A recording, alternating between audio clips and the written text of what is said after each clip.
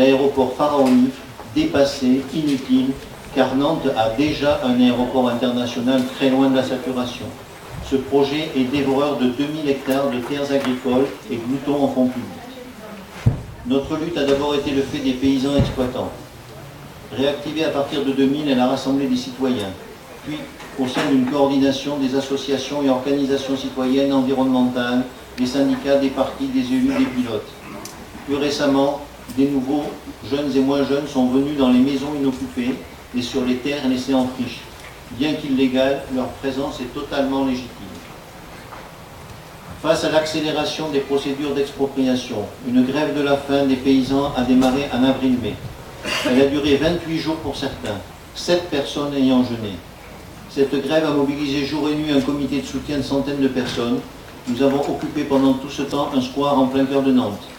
Au décès de Raymond Aubrac, nous avons déposé devant le monument des 50 otages une gerbe à sa mémoire avec la citation « Le verbe résister se conjugue au présent ».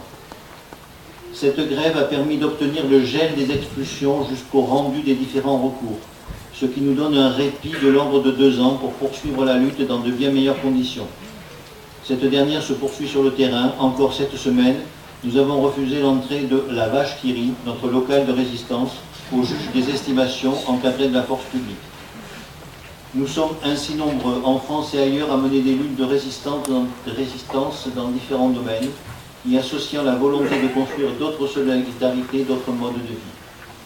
C'est aussi pour la convergence de nos luttes que nous vous invitons à Notre-Dame-des-Landes, près de Nantes, du 7 au 11 juillet, au 2e Forum européen contre les grands projets inutiles imposés, pour les identifier, les recenser et les combattre. Merci à tous pour la CIPA et la coordination. Voilà.